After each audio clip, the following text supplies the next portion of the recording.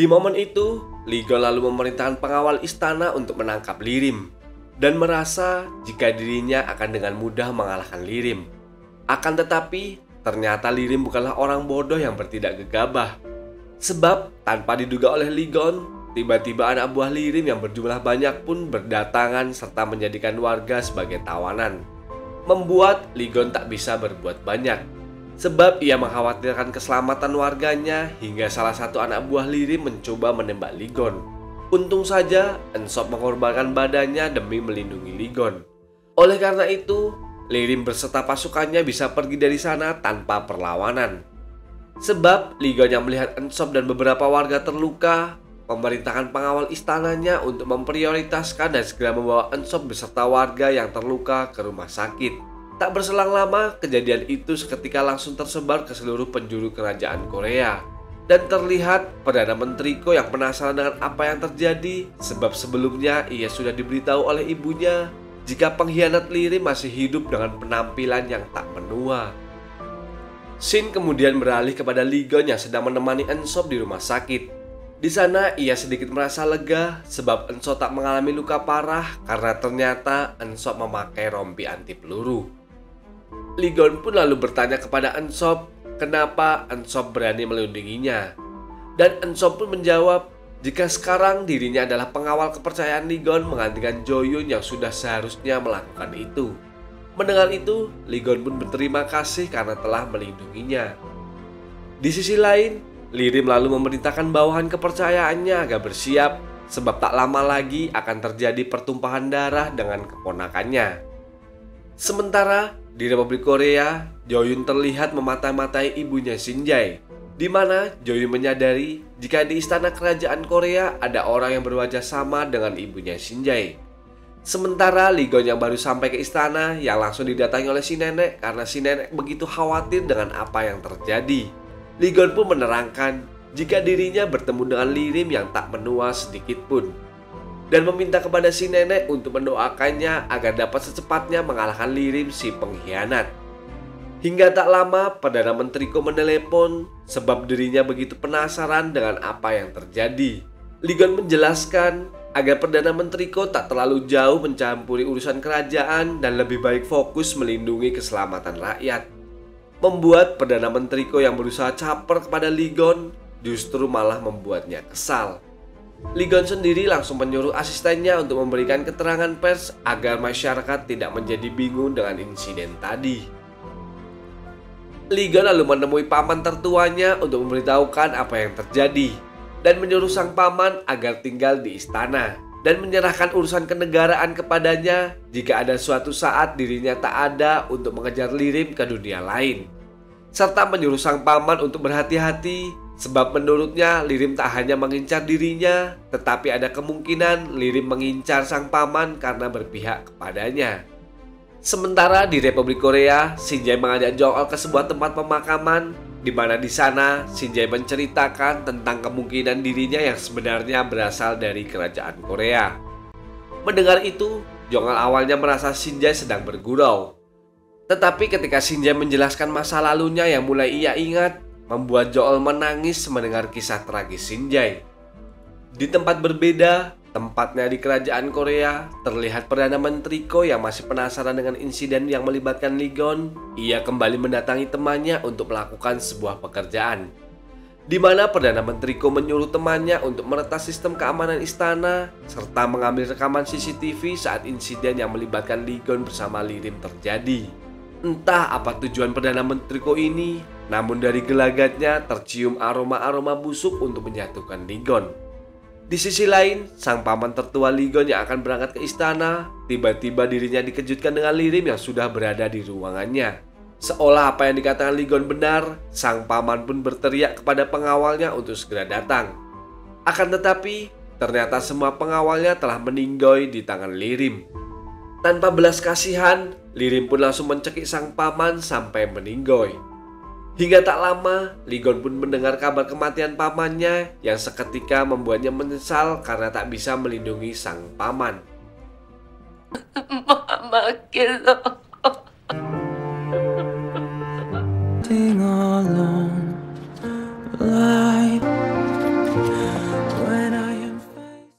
Shin kemudian berpindah kepada Jong-eul yang merasa tak enak hati karena mengkhawatirkan keadaan Lee-gon. Hingga Jong-eul pun melihat sang pujaan hati berada di depan rumahnya. Seketika dirinya tanpa pikir panjang langsung berlari menghampiri Lee-gon sebab rasa rindunya sudah tak terbendung lagi.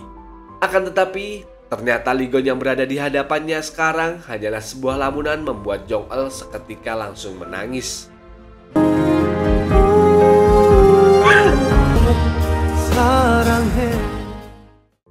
Kembali ke kerajaan Korea, terlihat kini Lirim sudah berhasil menangkap Luna, si perempuan yang mirip dengan Jong-eul. Luna awalnya menanyakan tujuan Lirim menculiknya, sebab dirinya hanyalah seorang penipu yang tak memiliki uang dan keluarga. Lirim lalu menjatuhkan kartu identitas Jong-eul dan mengatakan akan memberikan kehidupan baru yang lebih layak kepada Luna serta akan menyembuhkan penyakitnya jika Luna mau menuruti apa yang Lirim perintahkan. Dengan semua tawaran menggiurkan dari Lirim, Luna pun terlihat menerima tawaran tersebut. Sebab setelah itu, Luna mendatangi seorang bocah dan memberikan semua yang ia miliki kepada bocah itu. Di sisi lain, Lee-gon yang masih merenungi kematian pamannya, kemudian mendapatkan laporan jika di tubuh sang paman ditemukan sebuah benda. Dan ketika melihat benda itu, ia menyadari jika Lirimlah orang di balik kematian sang paman. Hingga waktu kemudian terhenti kembali dan dengan penuh amarah, Lee-gon mengatakan kepada pengawal kerajaan jika dirinya akan pergi meninggalkan istana.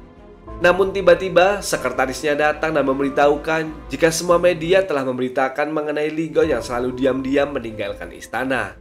Lee-gon lalu menyadari jika perbuatan itu adalah ulah Perdana Menteriku. Dan ia pun menyuruh sekretarisnya untuk menghubungi Perdana Menteriku. Tetapi Perdana Menteriku kali ini tak bisa dihubungi, membuat Lee-gon yang awalnya akan meninggalkan istana seketika membatalkan rencananya.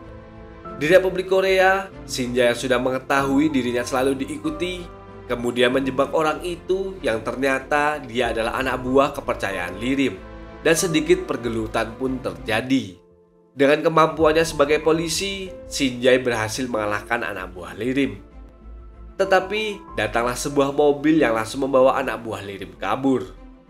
Sementara Jong-eul sendiri tak sengaja bertemu dengan seorang wanita yang memiliki wajah sama dengan seperti Perdana Menteriku. Merasa penasaran, Jong-eul pun mengejar wanita itu dan menanyakan identitasnya. Tetapi wanita tersebut memiliki identitas sebagai warga di Republik Korea, membuat kita bertanya-tanya apakah wanita itu adalah Perdana Menteriku, sebab di kerajaan Korea Perdana Menteriku tak dapat dihubungi. Lalu kita diperlihatkan dengan Luna yang sudah berada di Republik Korea yang sedang mengawasi Jong-eul bersama ayahnya. Setelah itu, Luna pun merubah penampilannya persis seperti Jong-eul. Hingga Shin kembali kepada Jong-eul yang sedang berlatih taekwondo. Tak lama, Jong-eul langsung tak sadarkan diri setelah meminum sesuatu. Namun, Shin kembali berpindah ke tempat nari yang didatangi oleh perempuan yang berwajah mirip dengan Perdana Menteriku. Hingga tak lama, Jo-yoon datang dan langsung terkejut melihat itu. Di sisi lain, Lee-gon mendapatkan informasi mengenai markas Lirim di kerajaan Korea yang berada di sebuah toko buku. Dengan amarahnya yang sudah tak terbendung lagi, Lee-gon pun memutuskan untuk melenyapkan semua anak buah Lirim yang berada di sana.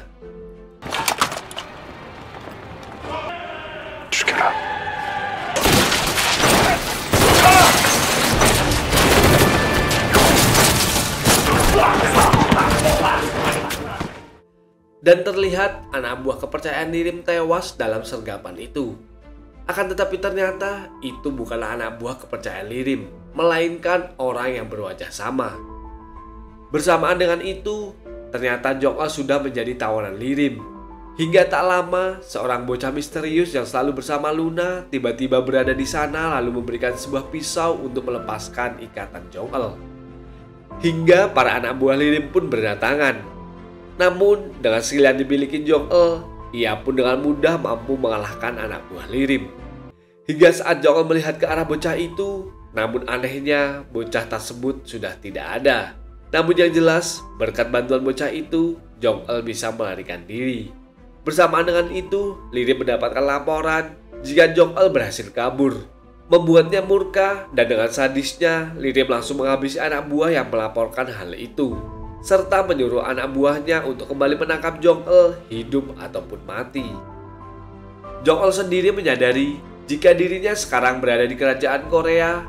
Untuk itu, Jong-el berusaha pergi menuju istana. Namun sayang, di tengah jalan mobil yang ditumpangi Jong-el kehabisan bensin dan disusul dengan kedatangan anak buah Lirim. Tetapi dengan skill menembak yang sangat luar biasa, Jong-el pun berhasil menembak ban mobil anak buah Lirim hingga membuat mobil itu oleng. Dengan rasa ketakutan serta kelelahan, Jong-el pun mencoba menghubungi nomor istana dan berharap Lee Gon mendengar pesannya. Jika kali ini dirinya sedang berada di kerajaan Korea dan sedang menjadi incaran Lirim. Namun tiba-tiba sebuah mobil berusaha menabrak Jong-el yang tentunya dilakukan oleh anak buah Lirim. Tetapi keberuntungan masih berpihak kepada Jong-el sebab dirinya mampu menghindar serta melumpuhkan pengemudi tersebut. Namun tak berselang lama, satu gerombolan anak buah Lirim datang membuat Jong-el pasrah. Akan tetapi, dari atas langit serta dari atas bumi, seluruh pasukan kerajaan diturunkan oleh Lee Gon untuk menyelamatkan Jong-el. Bahkan sang lakon utama kita dengan menunggangi kuda kesayangannya terlihat dengan gagah sambil berkata, "Lindungi wanita itu sebab dia adalah calon permaisuri kerajaan."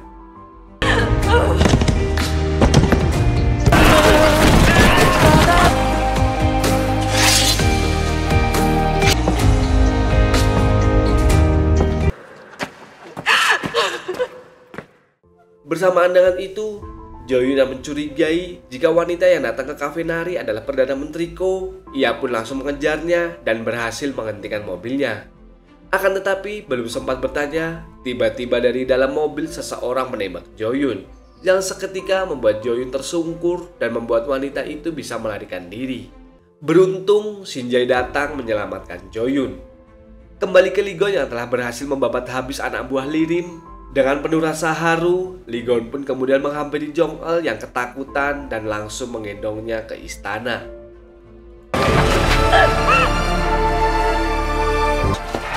정태가